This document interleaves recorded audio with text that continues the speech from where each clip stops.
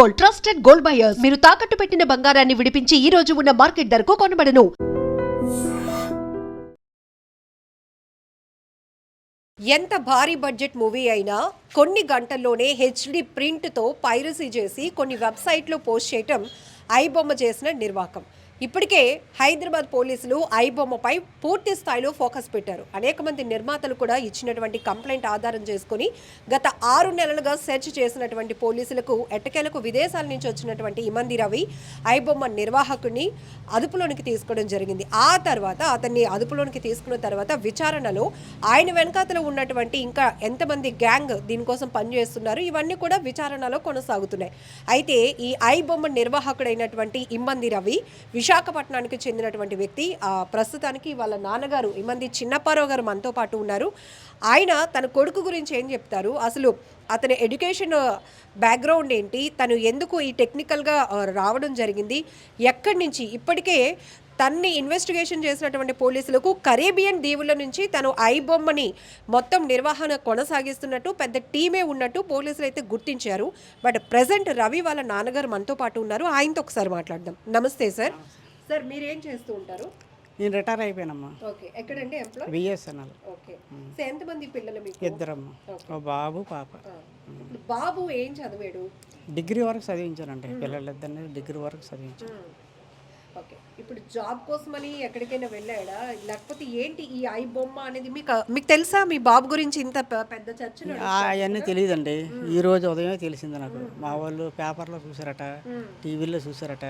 వాళ్ళు మా వాళ్ళు అందరూ ఫోన్ చేసి నాకు చెప్తేనే కానీ నాకు తెలియదు. ఆ తర్వాత చూస్తే యూట్యూబ్లో వాటిలో చూస్తే వస్తున్నాయి. ఏంటి కర్మ మనకి అనుకున్నాను. ఆ తర్వాత ఇప్పుడు సాయంత్రం అందరూ న్యూస్ ఛానల్ వాళ్ళు అందరూ వచ్చారు. వాళ్ళు అడిగిన దానికి ఏదో మన సమాధానం చెప్పాం. మనకు తెలిసింది వాళ్ళు ఏదో అడిగారు, మనకు తెలిసింది మనం చెప్పాం అంతే.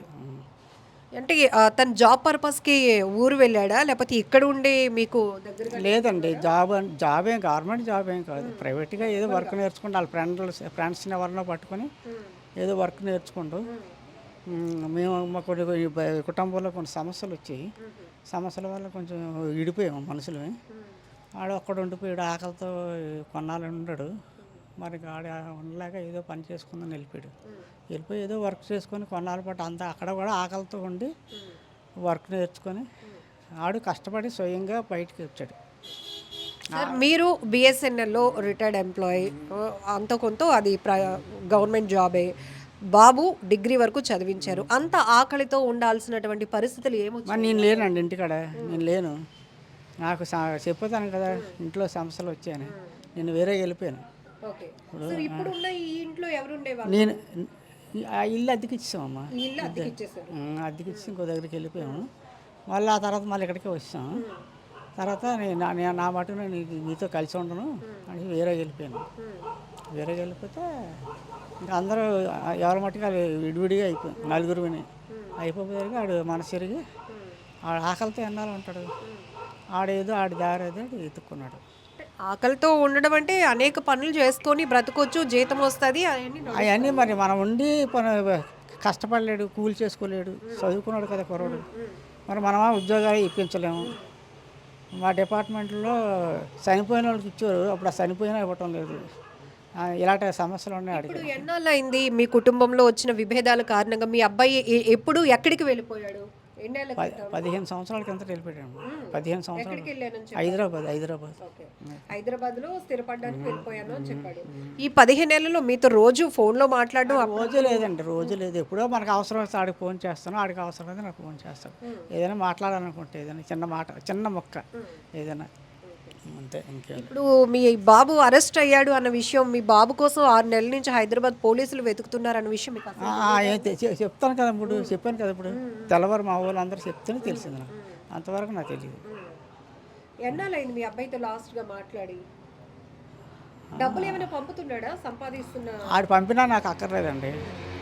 ఆడు పంపడు, నేను అడగను. ఆడు అడగడు, డబ్బులు కావాలని ఆడు అడగడు, నేను అడగను. ఒకవేళ ఆడు పంపించినా నాకు వద్దు. నాకు ఎట్టింది దేవుడు ఎట్టింది నాకు చాలు మందులకి నాకు తిన్నంతకి సరిపోతుంది. ఇప్పుడు మీ బంధువుల ద్వారానైనా మీ అబ్బాయి ఎందుకు పోలీసులు అరెస్ట్ చేశారు అనే విషయం మీకు తెలుసా? వాళ్ళు వార్తలు ఛానల్ మీనట్టు ఛానల్స్ ఉంటాయి కదా, ఏ చూసి వాళ్ళు చెప్పారు నాకు అంతే. అంటే తెలుసుకోవాలి కదా. మా తెలుసుకోవాలి. అబ్బాయి డిగ్రీ చదివించాను, 15 ఏళ్ల క్రితం హైదరాబాద్ వెళ్ళిపోయాను, వాడు ఏం చేశాడని అరెస్ట్ చేశారు అనే విషయం ఏమీ తెలియదు నాకు. వాళ్ళు చెప్పిన తర్వాత ఈ న్యూస్లో ఒకటి వస్తుంది బయటికి, అంతవరకు మనకేమీ తెలియదు. అంటే చిన్నప్పటి నుంచి ఎక్కువగా సంపాదించాలి అనే కాన్సెప్ట్ అలాడదేం లేదండి, అలాడదేం లేదు. టైంకి ఇగో ఈ మాస్టర్ గారు ఈ బడిలో చదివారు కూడా కొన్నాళ్ళు చదివారు సార్.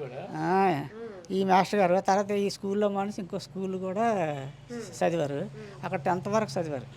ఆ తర్వాత ప్రకాశ్లో ఇప్పుడు ఎంత రవి వయసు? 85లో పుట్టాడమ్మా. మరి ఇప్పుడు ఎన్నానే అయిందో చూడండి, 85లో పుట్టాడు. 37 ఉంటాయి. 37 దాటే ఉంటాయి. పెళ్ళి అయితే అమ్మాయి నేను చూసిన పిల్లకి పెళ్ళికి ఆడికి నచ్చలేదు, ఆడు పిల్లని చూసుకున్నాడు. సరే అయితే నువ్వు నచ్చిన పిల్లని చేస్తాను అనేసి మా పెద్దలు, మా మామయ్యలు, మేనత్తలు, మా అన్నయ్య, మా వదినలు వీళ్ళందరం తీసుకుని వెళ్ళాము.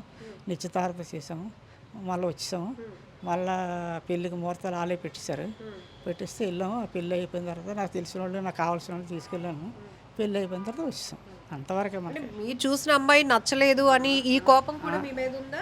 కోపమే లేదు, కోపాలు ఏమీ లేవమ్మా, కోపమే లేదు. చేయవలసిన పనులే చేసాం అంతే.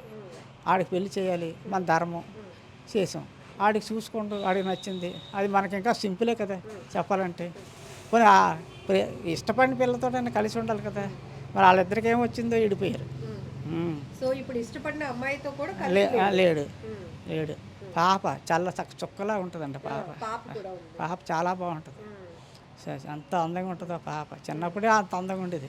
మరి ఇప్పుడు 7వ సంవత్సరం 8వ సంవత్సరం దానికి. పెద్దయినా మీరు చెప్పండి, ఒక గౌరవమైన వృత్తి మీరు చేస్తున్నారు, రిటైర్ అయ్యారు, నా కొడుకు కూడా అలాగే సెటిల్ అవ్వాలి, మంచి మార్గంలో ఉండాలని అందరూ నేను గవర్నమెంట్ ఉద్యోగం అమ్మా, నాకు బతికినన్నాళ్ళు పెన్షన్ ఇస్తుంది. దానికి అలా కాదు కదా, ప్రైవేట్ పనులే ఎన్నాళ్ళు చేసినా ప్రైవేటే కదా. అలా అని అడ్డగోలుగా వెళ్ళి ఎక్కువగా సంపాదించాలి అలాగా అలా ఆ ఆలోచనే తప్పు. ఇప్పుడు మీ అబ్బాయి ఒక రకంగా ఒక సిస్టమ్ ని బ్రేక్ చేశాడు.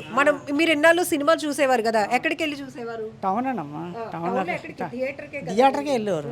థియేటర్కి వెళ్ళేవారు, చూసారు. అది నచ్చితేనే. ఓల్డ్ ఎన్టీఆర్ రామారావు అంటే నాకు ఇష్టం. ఆ ఓల్డ్ సినిమాలు వచ్చినా వెళ్తాను, కొత్త సినిమాలకి వెళ్ళను. ఎన్టీ రామారావు సినిమాలకి వెళ్తాను, ఇంకో సినిమాకి వెళ్ళను.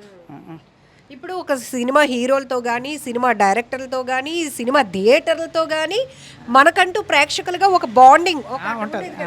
పలానా జగదాంబ థియేటర్లో ఈ సినిమా ఇన్ని సంవత్సరాలు ఆడింది, నేను ఇన్నిసార్లు చూసాను ఇట్లా. బట్ అలాంటి కనెక్టింగ్ అనేది లేకుండా సినిమా ఏదైతే భారీ బడ్జెట్లతో నిర్మాతలు తీసిన సినిమాల్ని కాపీ చేసి వాళ్ళు చాలా కష్టపడి తీస్తారు, డబ్బులు ఖర్చు పెడతారు, తీస్తారు. దాన్ని కాపీ కొట్టి అది అన్యాయం కదా, అది అన్యాయం అమ్మా. అది ఎవరు చేసిన తప్పే కదా, అది అన్యాయం. అలాంటి పనులే రాంగ్ స్టెప్ అది. ఆ పనులే మంచివి కావు. అలాంటి పనులు ఎవరు చేసిన తప్పే. మన చట్టానికి మనం తల ఒగ్గాలి కానీ చట్టం కాడ ఇలాగ ఎదురుగా ఉండకూడదు. చట్టం అంత కళ్ళు మూసుకొని ఉండదు కదా. మనం ఏం పని చేసినా చట్టానికి అనుకుగా ఉండాలి. అబ్బాయి రవి సమర్థించుకునే మాటల్లో పేదవాళ్ళు థియేటర్ వరకు వెళ్ళలేకపోతున్నారు, అంతమంది వెళ్ళినా కూడా టికెట్లు కొని పెట్టుకోలేకపోతున్నారు, కాబట్టి నేను ఇలా కాపీలు చేసి పైరసీలతో. పేదవాళ్ళు ఎవరు లేరమ్మా ఈ రోజు. కూలికి వెళ్ళా మగవాళ్ళకి ఆడవాళ్ళకి డబ్బులు ఇస్తున్నాయి. పేదవాళ్ళు అయితే మానేస్తారు సినిమా చూడటం. మా చిన్నప్పుడు సినిమాకి వెళ్ళేవారు అంటే మాకు అక్కడ 10 పైసలు ఉంటే కావు.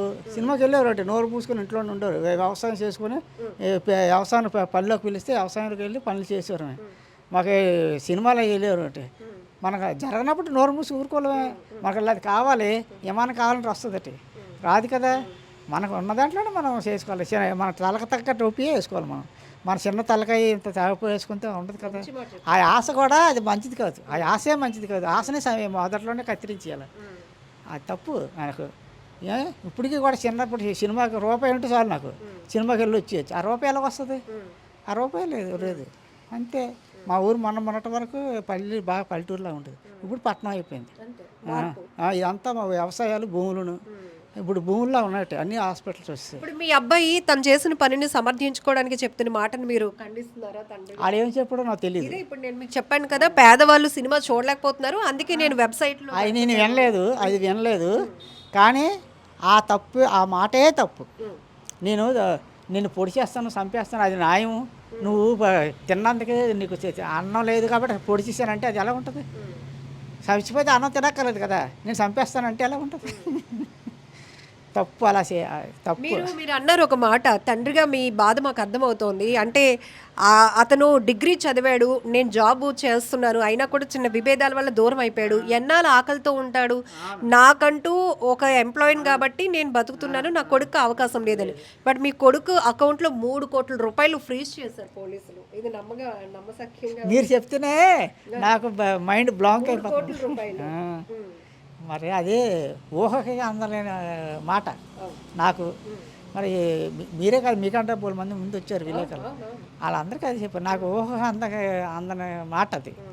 మరి మన తాతలే మహారాజులు కారు, మన రాజులు కారు, ప్యాలెస్లు లేవు, కోట్లాది వందలాది ఎకరాల భూములు లేవు.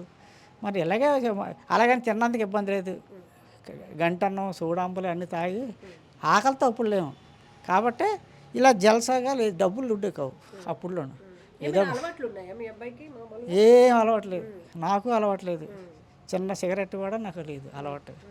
అందరు సిగరెట్లు మందులు అవి తాగుతారు, అలాంటి అలవాటే లేదు నాకు.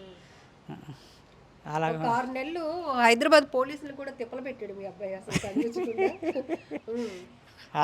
టెక్నికల్ గా మంచి బ్రిలియంట్ గా ఉండేవాడే చిన్నప్పటి నుండి. అంతే మరి ఏం చేస్తామండి, వాళ్ళ అమ్మ తాలూకా బ్రెయిన్ క్రిమినల్ బ్రెయిన్, వాళ్ళ అమ్మది. జీన్స్ వస్తాయి కదా, ఆ జీన్స్ అడిగి వచ్చినట్టు ఉంది. ఎందుకంటే మా వంశంలో అంత కిలాటీలు ఎవరు లేరు. మా నాన్న గురించి వీళ్ళు తెలిసి కొంతమంది ఇక్కడ వీళ్ళు కూడా ఉంటారు. సాత్వికంగా ఉంటాం, మా పని ఏదో మనం చూసుకుంటాం. మా ఇంట్లో ఉన్నామో లేదో తెలియదు ఎవరికనే. ఈరోజు వీధి ఎక్కవలసి వచ్చింది. ఏటమ్మా ఇంట్లో మాస్టర్ గారిని అడగండి, మాస్టర్ గారిని ఇంట్లోనే ఉండేవారు, బయటికి వెళ్ళేవారు కదా, అన్నీ తెచ్చి పడేసేవాడిని. మా కర్మాన మేము ఉండేవారు. కానీ ఈరోజు ఇలా ఇది ఎక్కువలసి వచ్చింది. వాళ్ళ అమ్మ బ్రెయిన్ మంచిది కాదు, అంతా అదొక ఇది. అందుకే విడిపోయాం మా ఆవిడ నేను. అంటే ఆమె ఆలోచన అట్లా అంత మా ఆలోచన అలా ఉంటుంది. అంత వ్యతిరేకమైన పనులు. జుత్తుకేస్తే వాళ్ళకి మెడకేస్తే జుత్తుకి. కూరని తిండి కూరని బట్ట ఇట్టానమ్మ నేను. అయినా సరే ఆవిడ డ్యూటీకి వెళ్తుంటే తలుపులు తాళాలు వేసేది, డ్యూటీ నుంచి వచ్చేసింది తలుపులు తాళాలు వేసేది. ఇవన్నీ పెద్ద మనుషులు చెప్పాను. ఎవరైనా అలా చేస్తారా? నేను ఎక్కడంటే దూరంగా అడవుల్లోకి ట్రాన్స్ఫర్ చేసేస్తే బాగుండు, మళ్ళీ ఎక్కడే వచ్చావు ట్రాన్స్ఫర్ అయ్యి అని అలా కూడా అంటారు. ఇలాంటి బాధలన్నీ రకరకాల బాధలు, చాలా బాధలు పెట్టింది. అవన్నీ చెప్పాను మా వాళ్ళకి. నిజంగా ప్రస్తుతం ఉన్నటువంటి సమాజం దేనికి ప్రయారిటీ ఇస్తుంది? ఆర్థిక సంబంధాల చుట్టూ మాత్రమే తిరుగుతుంది. మళ్ళీ ఎన్నికలంగానే చాలా విరక్తి కలుగుతున్నాం. మంచి అనిపిస్తుంది కదా, లేడీస్ కూడా ఛాలెంజింగ్ జాబ్స్ చేసినప్పుడు చాలా బాగుంటది. ట్రాఫిక్ అసిస్టెంట్స్ గా నియమించిన ట్రాన్స్జెండర్స్ అందరితో సాల్యూట్ చేయించుకుంటున్నారు. ఫుడ్ డెలివరీ ఇవ్వటానికి వెళ్ళినటువంటి డెలివరీ బాయ్ అనిల్ పై కళ్ళ ముందు